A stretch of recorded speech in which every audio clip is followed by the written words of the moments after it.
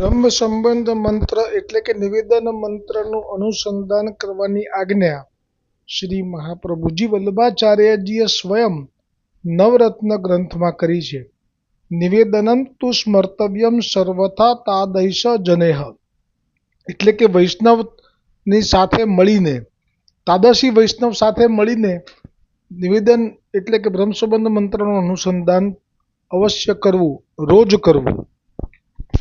બ્રહ્મ સંબંધ મંત્રનો અનુવાદ ભગવાન શ્રી કૃષ્ણથી વિખૂટા પડે હજારો વર્ષોનો સમય વ્યતીત થવાથી ભગવાનની પ્રાપ્તિને માટે હૃદયમાં જે તાપ ક્લેશનો આનંદ થવો જોઈએ તે જેને તિરોધાન થયો છે એવો હું જીવ ભગવાન શ્રી કૃષ્ણને દેહ, ઇન્દ્રિય, પ્રાણ, અંતઃકરણ, તેના ધર્મો, સ્ત્રી, ઘર, પુત્ર, કુટુંબ, ધન, આલોક અને પરલોક આત્મા સહિત સમર્પણ કરું છું.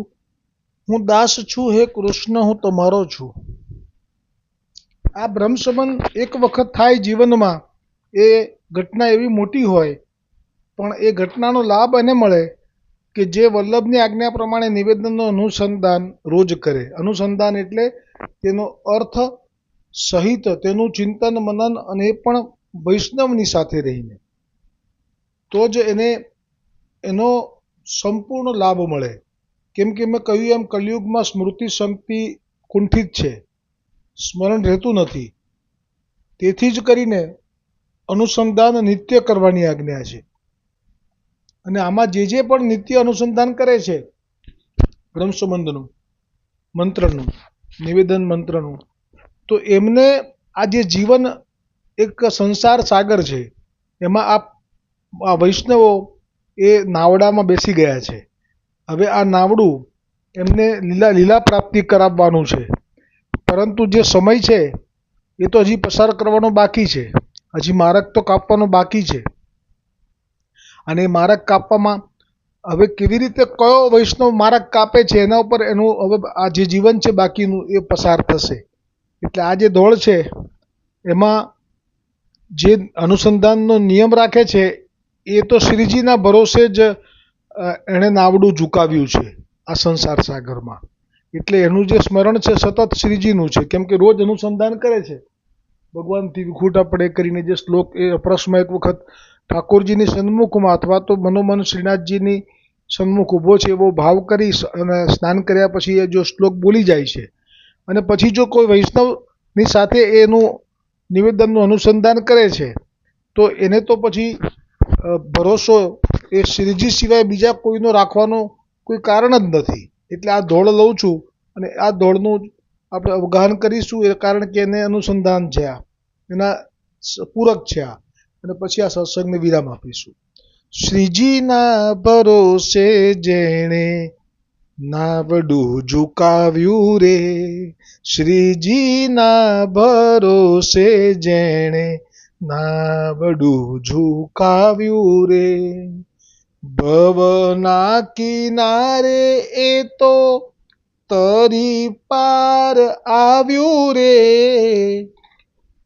ભવના કિનારે એ તો તરી પાર આવ્યું રે, સુકાની બનાવ્યો જેણે બ્રહ્માંડનો સુકાની રે, સુકાની બનાવ્યો જેણે બ્રહ્માંડનો સુકાની રે, દુઃખો ના ખડકે એને થાવાની ના હાની રે, દુઃખો ના ખડકે એને થાવાની ના હાની રે, શ્રીજીના ભરોસે જેણે નાવડું ઝુકાવ્યું રે, સઢ જ્યાં ચડાવી દીધો સેવા સત્સંગ કેરો રે.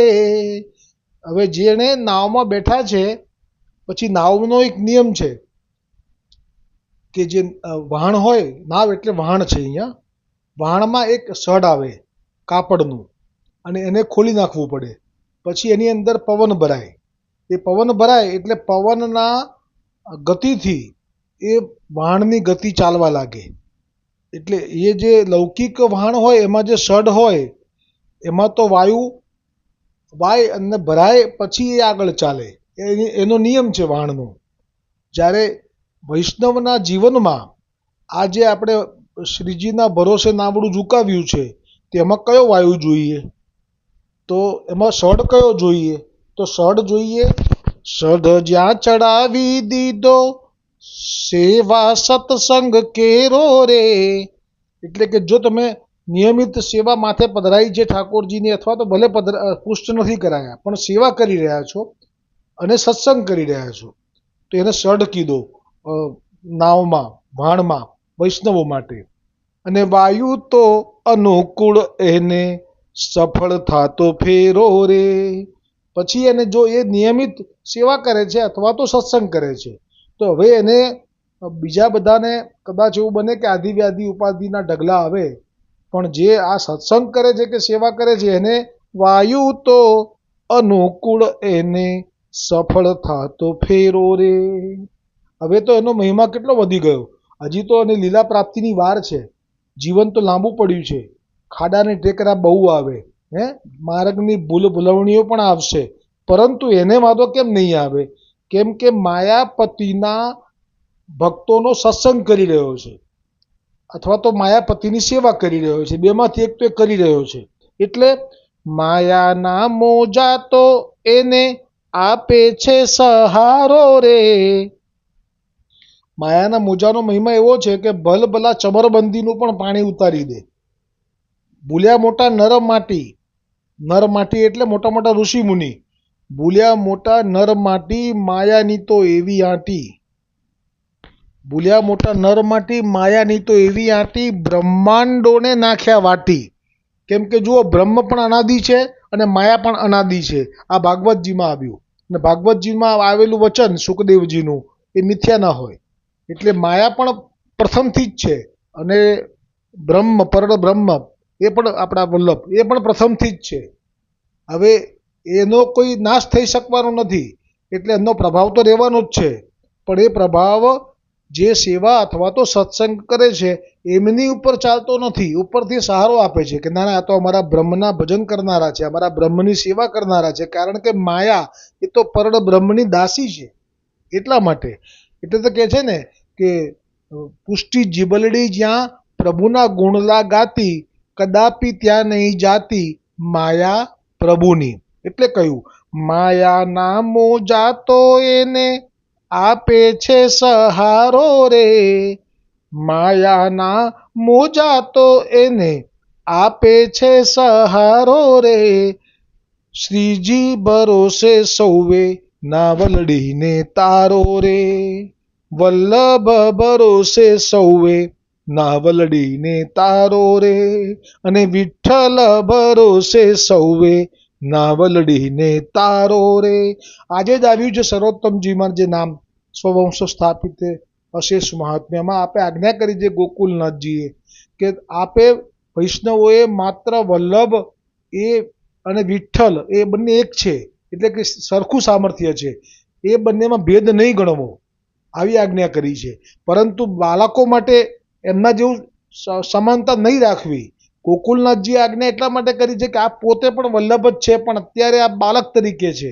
અને આપે આ પુષ્ટિ માર્ગનો સિદ્ધાંત પ્રકટ કરતા એવું કહ્યું કે ખાલી મહાપ્રભુજી અને ગુસાઈજી એ બે જ મુખ્ય છે, એ બે જ સમાન છે, એ બે જ સમકક્ષ છે, એ બેમાં ભેદ નથી, પણ બાકીના બાળકો એ શાખા છે. આવી રીતે આપે આજે સ્પષ્ટતા કરેલી છે. આજનું જે સર્વોત્તમજીનું નામ છે ખરેખર વાંચજો, એમાં તો વહુજી બેટીજીનો પણ મહિમા છે. એમને પણ ઉદ્ધાર કરવાનું સામર્થ્ય આપેલું છે, એવી વાત ગોકુલનાથજીએ કરેલી છે. પણ બેટીજી આપના ઘરે હોય ત્યાં સુધી, લગ્ન કરી લે પછી નહીં.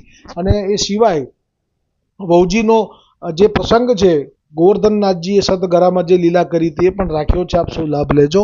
આજનો સત્સંગ અહીંયા પૂરો થયો. બોલો શ્રી ગોવર્ધનનાથ કી જય, વલ્લભાધીશ કી જય, ગોવિંદ ઘાટ કી જય હો.